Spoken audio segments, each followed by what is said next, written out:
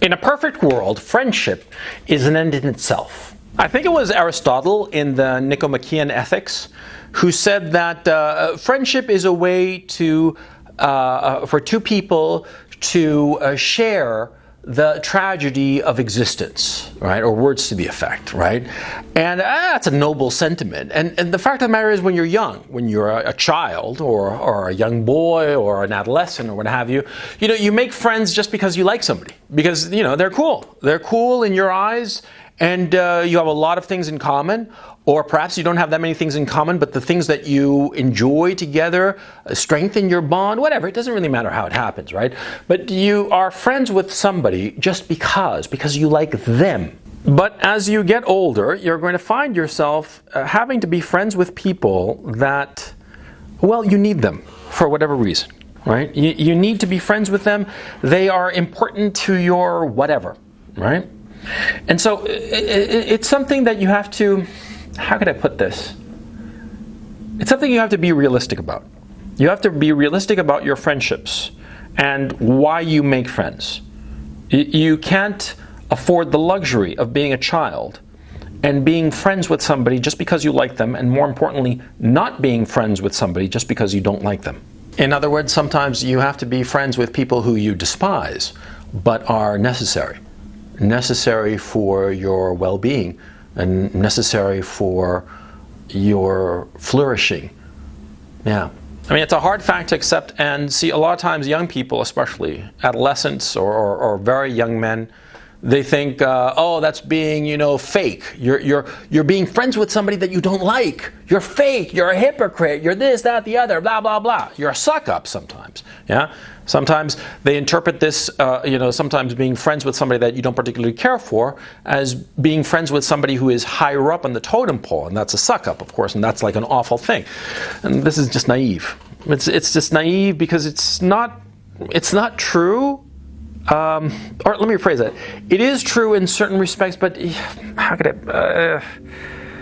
see, it's uncomfortable having to explain that sometimes you have to act in ways that are hypocritical, but are necessary for survival. Yeah, because it is hypocritical to be friends with somebody that you don't particularly care for. Yeah, there's no way to get around that. Yeah, you are being a hypocrite when you are smiling at some guy's jokes and you think that the guy is a fucking idiot, or you just can't stand him for whatever reason, right? It is hypocritical, no question about it. And if the guy is like higher up on the totem pole and you're sucking up to him, fucking A, you're a suck-up. You're a hypocritical suck-up, right? You're laughing at some superior's jokes or whatever, but you'll find as you get older that sometimes you're laughing at a guy who's not only maybe your peer, but he might be below you on the totem pole. Yeah. What do you call it when you laugh at the jokes of some guy who's below you, but you think is a complete dickhead or an asshole, or just despise him for whatever reason? And he's below you. What do you call that? Reverse sucking up? Sucking out? I don't know, but you're going to find that you're going to have to do that. Oh, yeah. Because although friendship should be an end in itself, cueing Aristotle, right? It should be an end in itself, but sometimes that's just not possible. Especially as you get older and your life becomes more complicated. Your life becomes more complicated because you have more things going on, more responsibilities, more things that you have to achieve for different people in your life. Yeah. You're going to find yourself having to be friends with people that you cannot stand, either lower than you on the totem pole, at your same level, or higher, because they are necessary for things that you need accomplished.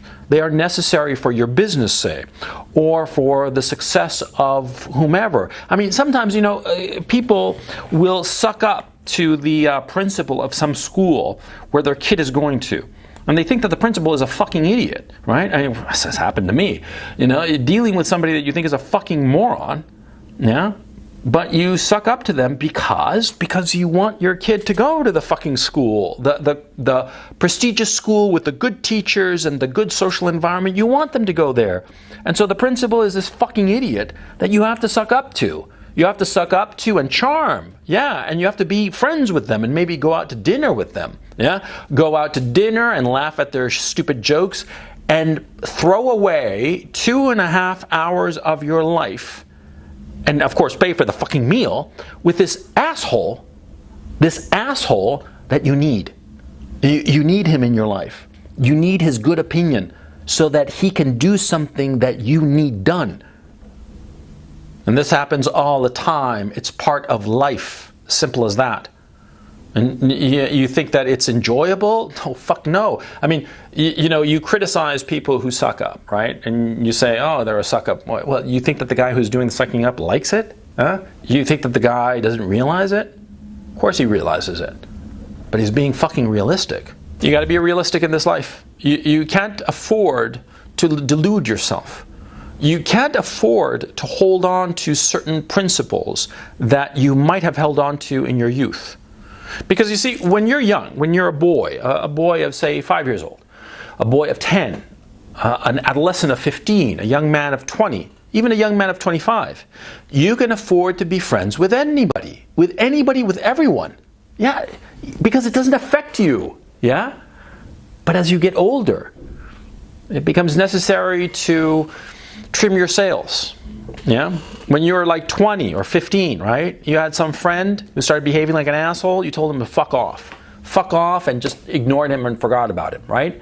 You cut him out of your life because he was an asshole or is this, that, the other. It doesn't matter why. Maybe there were objective defects about the guy, right? And you cut him out and you just ignored him and forgot about him and moved on with your other friends, right? You get older, you cannot afford to tell off somebody. When you're 15, you can afford to tell off some other 15-year-old that he's an asshole because he doesn't like the same music that you do, right? But when you're 35, 45, 55, you can't afford to do that. No. Because that asshole that you tell off, yeah, maybe right this second, he can't hurt you. Maybe. Yeah, just let's argue, for the sake of argument, that right this second, this guy cannot hurt you in any way. So you might as well just tell him off, right? But the problem, is that the wheel goes round. What comes around goes around. And it could be that right now this guy you tell off righteously can't hurt you in any way right this second. But maybe next week or next month or next year he can. And if you tell him off, blow him off, make it clear to him, rub his nose in the fact that you're just rejecting him, right? Well, maybe next year, when the tables are turned, and he has the chance to hurt you, he's going to do it. He's going to fuck you up. Oh yeah. Because that's human nature, yeah? I mean, you tell off somebody when you're 15, and what the fuck are they going to do? Not a hell of a lot. Worst, you're going to get into some like push fight. Maybe, you're going to randomly swing at each other and see if you can knock each other's teeth out. And that's absolutely the worst that can happen, right? You get older, and you start to have some power in the world, and more to the point, the people you're dealing with also have power of their own.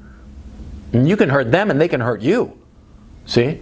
And that's a fact of adult life. See, we adults, we are walking around with social nuclear weapons. We can hurt one another very badly.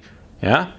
And I'm not saying in any kind of illegal way. I'm saying in the sense that we can say things to one another that can potentially hurt one another badly, right? And we refrain from doing that. Why? Because we are aware that at some future point, some future that might not be that far away, I mean, it might be just a few days away or a week or two away, right? That person that we hurt can hurt us. And so we have to be hypocritical. We have to be hypocritical. There's a certain class of young person who hates hearing this truth. This class of young person, usually very naive, very idealistic, they have big ideals and big principles, and they're very self-conscious about these ideals and principles, right? And they're more than happy to spew them out to whomever crosses their path, right? They're the ones who, most despise the shit that I'm saying now. And they hear me and they think that I'm fucking Antichrist, right? But the thing is, see, you catch them not when they're 20 or 25, you catch them when they're 35, 40. And you'll find that most of these guys, well, the guys who held on to their principles didn't amount to anything. They didn't. They were very one line, and whenever they came across somebody that they didn't like, they would say it to their face with pride. They would say, I think that you're shit and scum, and they would say so. They would go up to them and say, I think you're shit, I think you're scum, you suck, fuck you. They tell them right to their face, right? And they got enormous moral satisfaction, right? They felt on top of the world. They told off the assholes who crossed their path. They told them off good and decent and righteous and like, fuck yeah, right? Yeah, but they don't tell the fact that the guy that they told off later fucked them over good. I mean, fucking raped them probably. Raped them metaphorically, of course, but, you know, metaphorical or actual, a rape is still a rape. Yeah, they never talked about that. Oh no. You know, and so a lot of these guys are so self-righteous. A lot of these guys who make it a point of pride to tell people to their faces how much they hate them, right? A lot of these guys get fucked over. And then they ask themselves when they're 40, 45, how come their life is shit? They ask themselves like it's a big surprise. And they can't accept the fact that it was their behavior, their inability to understand that sometimes you have to play the game. Sometimes, a lot of times, you have to smile and be nice to people that you don't like. A lot of guys, you know, talk about some CEO, right? Some CEO of some big corporation. And they say that, oh, he's just, you never know what he's thinking. He's so milquetoast and he always smiles to everybody. And whenever I hear some comment like that, I want to laugh. You know, how the fuck you think that CEO got there, huh?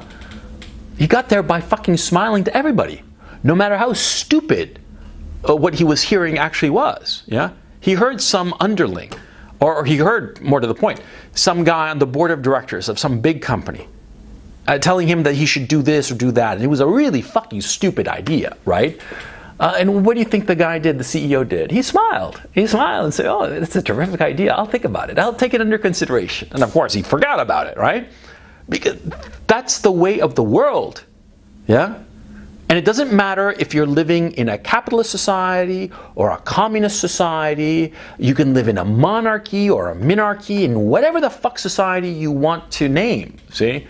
But the fact of the matter is that in order to rise up in the world, you have to have friends. And a lot of times these friends that you make are not people that you particularly care for, but you have to give them the illusion that you are friends by smiling at them and listening to their stupidity and keeping your moral opinions to yourself and not being so fucking dumb as to go up to a guy who's a fucking idiot and telling him to his face, you're a fucking idiot. A man who goes up to another man and tells him to his face, you're a fucking idiot, he is the actual fucking idiot. Because only a fool makes enemies when he could make friends.